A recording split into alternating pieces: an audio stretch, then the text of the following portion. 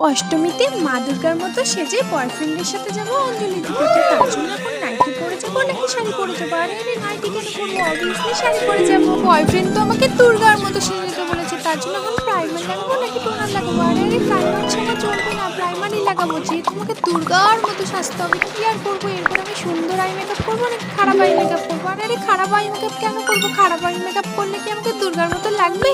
এরপর আমি ফাউন্ডেশন লাগাবো নাকি কনসিলার? কনসিলার না, ফাউন্ডেশন। ফাউন্ডেশন দিয়ে মুখটা একটু সুন্দর করে ফর্সা হয়ে যাবে।